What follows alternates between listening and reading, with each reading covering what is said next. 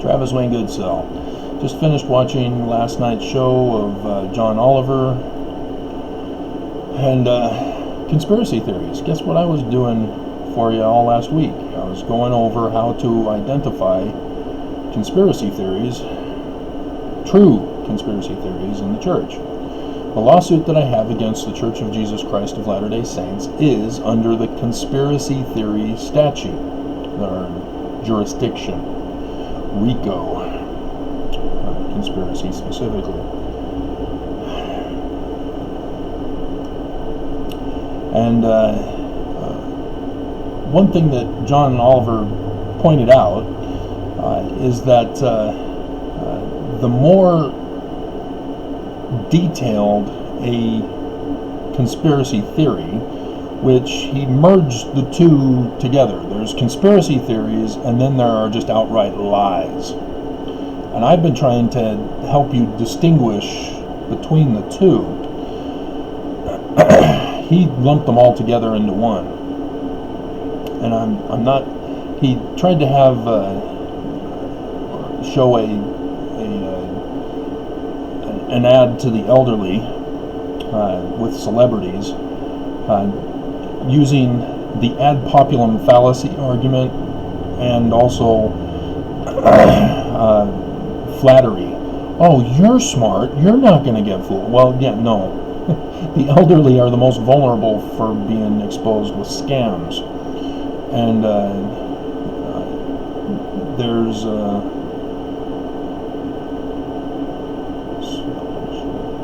sorry, I'm making sure I get all the information in here for you. And I don't understand why John Cena had to reveal to us that he takes steroids. It didn't make sense why he was stripping. I don't understand. Maybe for the grandmas, I don't know. But John Oliver was correct in that if you have a conspiracy theory, the more people that are involved with it, the quicker it's going to be exposed. Somebody's going to leak it, somebody's going to tell the wrong person, and it's going to get all screwed up. And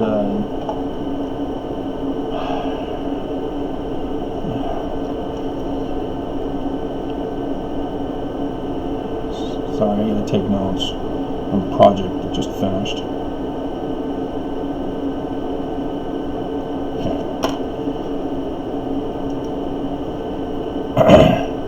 And so Mormons might say, well, the church has been around for almost 2 centuries now and nobody's exposed us yet. No, they have. It's just the church has been able to continue to suppress that information and get people to ignore it or get people to dismiss it and move on. But what I've been trying to point out to you guys is that the Church of Jesus Christ was founded with a limited number of people who knew about it. And you may say, well, there were the 8 witnesses and the 3 witnesses, and there were, the families and the initial church members who you're not getting it. There were only a limited number of people who knew what was really going on. And they tried to use materials that very few people knew about. Those who are critics of the church, who have left the church, they understand that the Book of Mormon is plagiarized. That's what I'm referring to. They used materials that they thought nobody would realize, except for the standard grade school book for history class. There were some things that were obvious, but the Book of Mormon, as I've pointed out to you, is encoded. That's another way that they tried to keep the information a secret and suppress it. And now I'm not suggesting, and it's quite the opposite, or contrary, that the Smiths were not enemies of America. They weren't frauds, they weren't con artists. The reason why they had to be secretive is because their lives were in danger.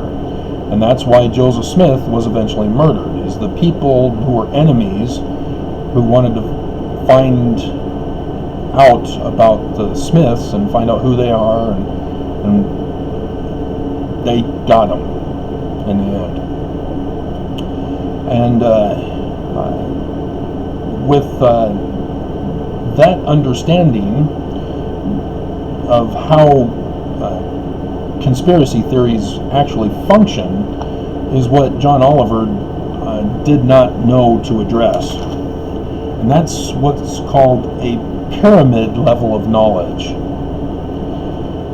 That you have a very small group who know everything and are controlling everything within the organization. Whether that's the worldwide organization, doesn't matter.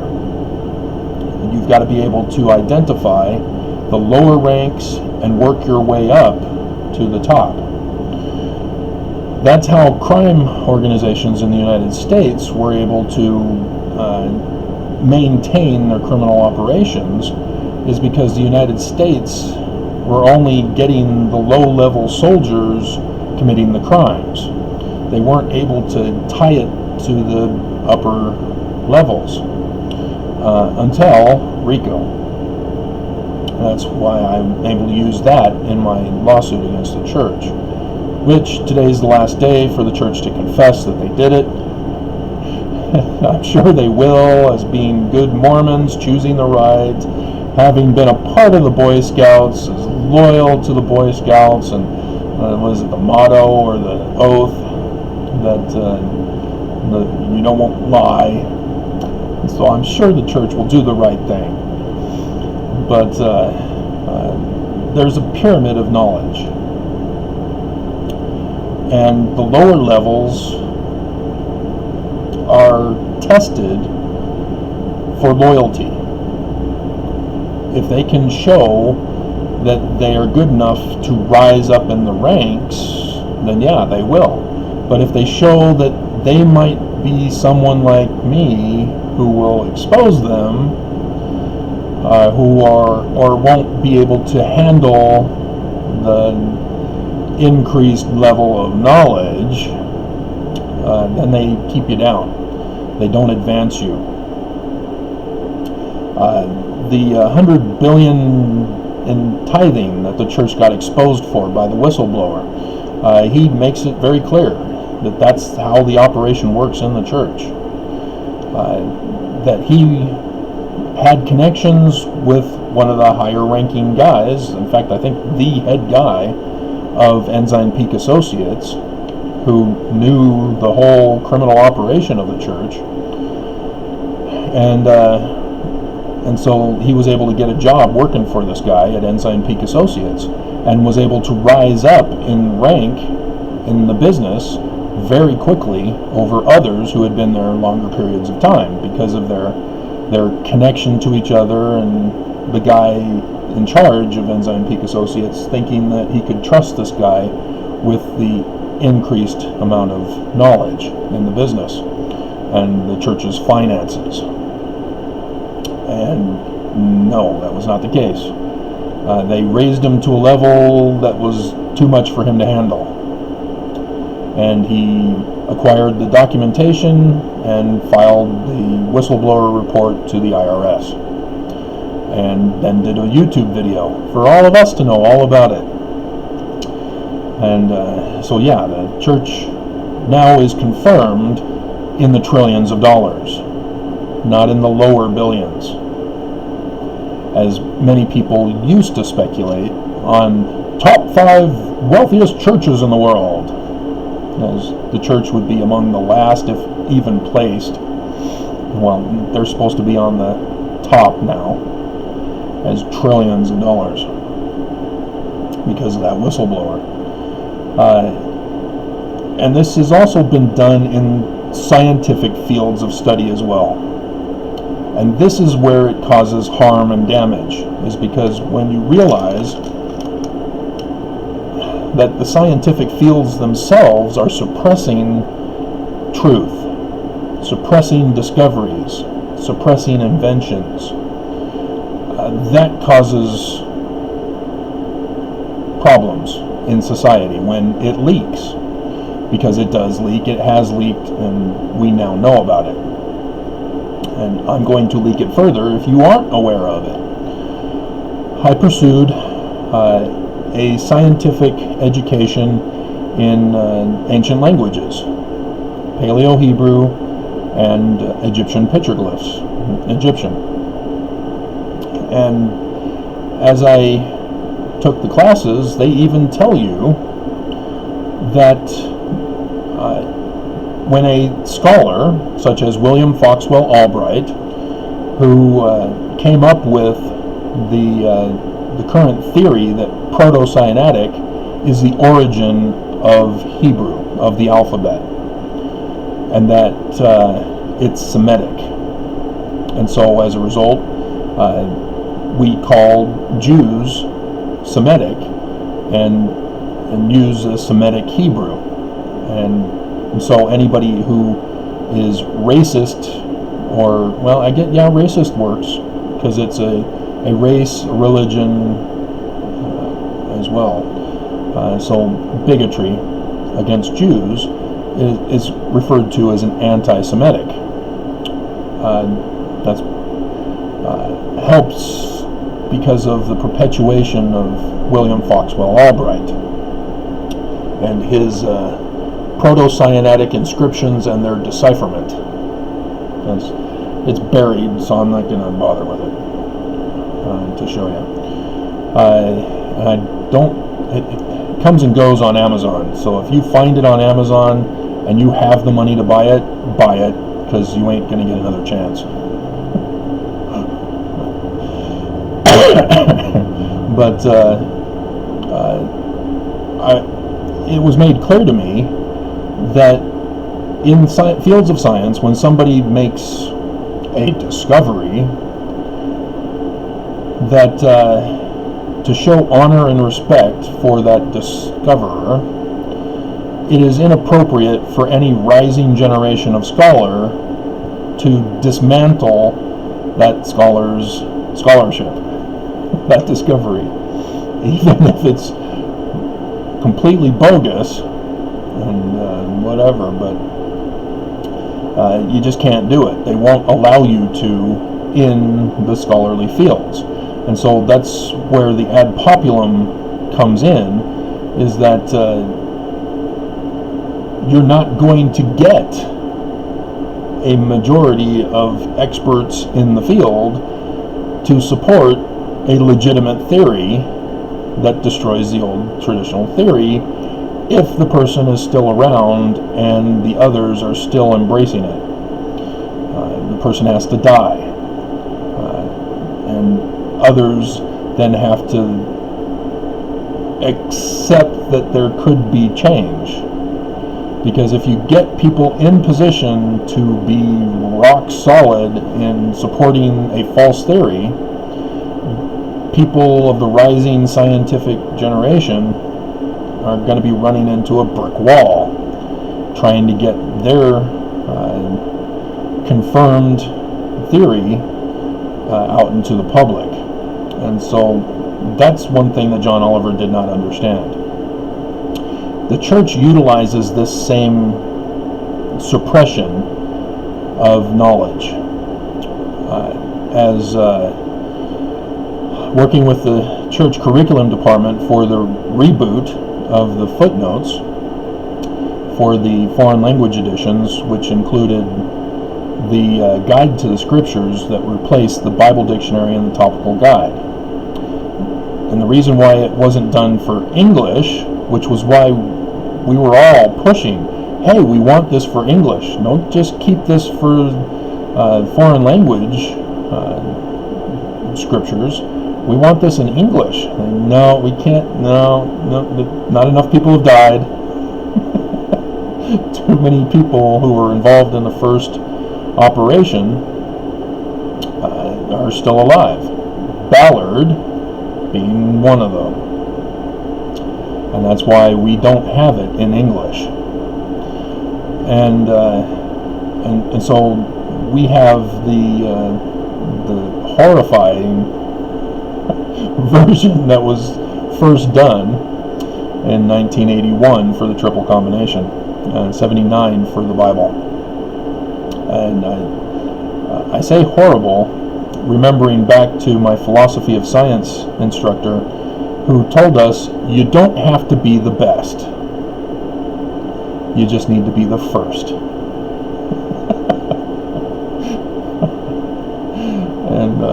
And so, yeah, with coronavirus, for example, you see all these pharmaceutical companies rushing and making lots of errors and problems and all that because they want to be the first. They don't want to be the best, they just want to be the first. Because if they can be the first, they will get the majority of the money. We got to do away with that. But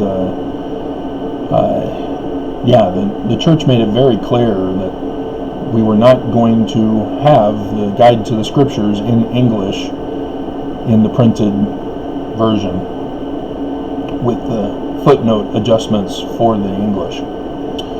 And so there's a lot of stuff that you guys are missing out on if you only use the English editions and you don't have access to the Guide to the Scriptures with footnotes that correspond to it in the foreign languages editions. And then the reason why, remember when Bruce R. McConkie, the church came out and said, oh, we're no longer publishing his works? Yeah, that's because the final people involved in supporting McConkie, did I say Hinckley or McConkie the first time around? They all finally died off. And then the church then was able to say, yeah, we're get rid of McConkie. And so that's why I pick on McConkie as I go over scriptures, because I know all of what his work is, because I worked on that scripture footnoting project for the reboot. And they directly told us, Bruce R. McConkie did this, Bruce R. McConkie did these sections of footnoting. And so, yeah, that's why I encourage you to use the English editions and go through the footnotes, and you'll see a dramatic difference in the footnotes as you go through the book of Isaiah. And the ones that seem intelligent, those were by Bruce R. McConkie. The ones that seem uncertain, and you're wondering, why was this referenced? Maybe the word? Yeah, it's because it was concordance driven, is what we call it.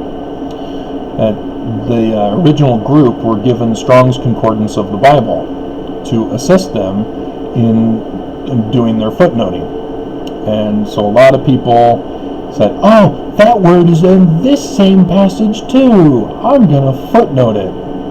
Yeah, well, Bruce R. McConkie didn't need Strong's Concordance. He just recognized the stories in other passages of the scripture and referenced them that way. So, yes, that's how you can tell the difference between Bruce R. McConkie's work and everybody else's. And yet, Bruce R. McConkie still made many errors. He missed lots of stuff, etc., etc. So he's not as great as Mormons think he is. As I was pretty much a child prodigy. There was one other person younger than I am, and she was not elevated to the committee that I was. She was kept at the lower ranks. But I was not the youngest, but I was the youngest in the overarching committee. So yes, child prodigy. I am Doogie Howser of Mormonism, but I hope Mormons can understand, because they obviously don't, that I've been trying to instruct you guys that I don't just create conspiracy theories. I don't lie about church history. I don't make this stuff up. I did independent research. I didn't go to Mormon store sources other than to be a pivot point for study, because the church has so many contradictions and gaps in church history, and those gaps need to be filled and the contradictions need to be explained.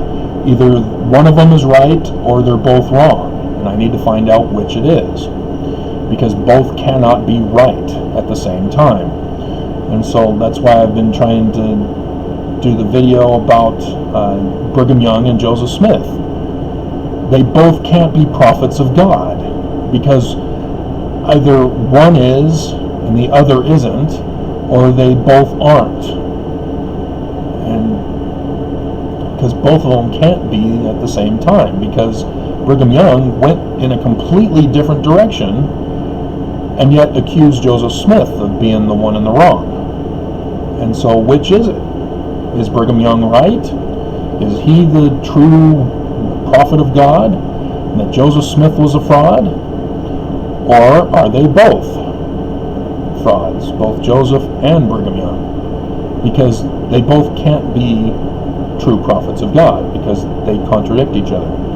Completely different doctrine, completely different theology, completely different administration, completely different scriptures. Everything was different. And so both cannot be the same. You can't have one God telling two different people two different things that will lead to the same result, the celestial kingdom, highest degree. And so that's why I've been trying to get across to everybody that yes, what I'm going over sounds like a hoax, a fraud, that I'm just angry, Hulk angry. But that's not the case. I'm trying to help you step by step, and like I told you, we're in the final inning. We're in the final batter, and the game is almost over, and we're losing. We need a grand slam in order to pull this off. That's how bad things are. And when you have Mormons who are going around purporting the lies, claiming that their explanations of conspiracy theories, it just makes it worse. As Mormons think that, oh, we don't need to vaccinate our kids, we don't need to give our kids masks, we demand our kids go back to school, as we're continuing to rise in coronavirus. John Oliver points that out as well, as we just don't get it. We listen to our politicians and they say, other countries are sending their kids back to school, why can't we? Well, because we didn't control coronavirus like they did. That's the difference. But because they're in a position of authority and trust, the lower ranking people say, oh, I guess that makes sense. No, it doesn't. Your kid's gonna die. Or your kid will not be allowed to go to school because your teachers are all dead. That's what I've been trying to get across to you guys, is that we've got a whole bunch of lies that are being spread around. And I'm hearing over and over again, oh, I don't know what to believe. I'm just going to choose for myself what I'm going to believe. And then people make the wrong choices.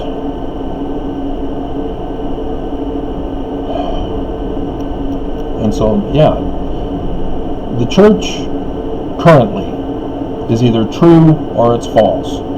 But it is not up to an opinion choice. You can't just say, well, I feel it's good. That's not how it works. You can't say, well, I'm going to listen to the experts in the Mormon church who are the church leaders. They won't lie to me, will they? Yes, they do. You're not catching on. Because you, as a lower-ranking Mormon, got punked this last conference. You've been punked for a while now, but he just presented an idol god for you to worship, for you to recognize. You got punked for your ignorance about Mormonism.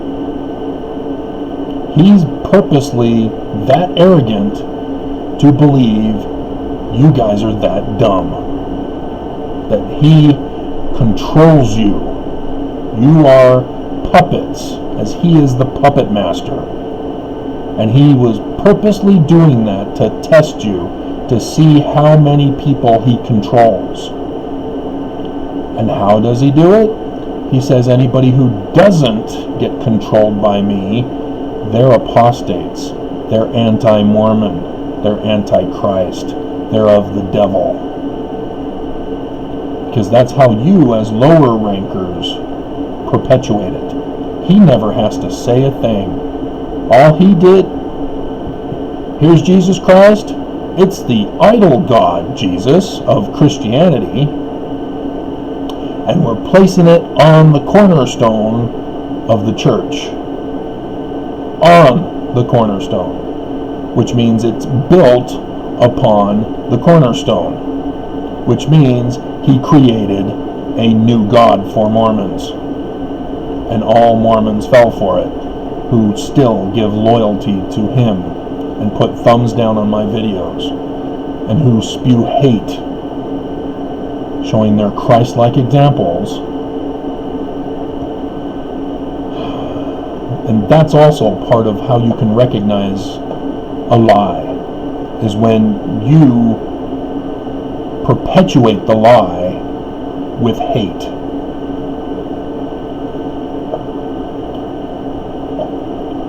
So there's lots more on this subject because it's that big.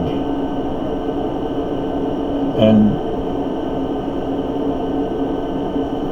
even John Oliver couldn't cover it all either. But yeah, understand pyramid of knowledge. Don't get involved in fallacious arguments. Know your fallacies so that you can identify them and say, no, you used that fallacy. I ain't gonna believe you. And recognize that the reason why certain conspiracies aren't being exposed is because of the pyramid of knowledge. And that's what the Smiths use. But Mormonism Unveiled came out instantly. When the guy went, he said, hey, there's a Book of Mormon here. What do you guys think of it? Hey, wait, no, this is John Solomon's, or not, Solomon Spaulding's book. And, yeah, they already knew Solomon Spaulding's book. He read it to them. And so when the Book of Mormon comes along, hey, wait a minute, Lamanites, Nephites, Lehi? Yeah, we know those names. That's from Solomon Spaulding. And so for Mormons to then claim, oh no, it's not plagiarized, it just happens to be the same names. And it's still a real history. Because it could be, it might, I feel, therefore it is. Mormons are pulling that stunt. That's how you know they're wrong and they're lying to you. And they're trying to elevate themselves within the church ranks by perpetuating the might be true, could be true, I believe it's true, I feel it's true, it's my opinion. It's all speculation words, and you can't trust them. The church, as I went over in yesterday's video, is science-based. It is not speculation-based. Don't fall for anyone, especially Mormons, who try to perpetuate the church with speculations. Shut them down. Don't let them get away with that.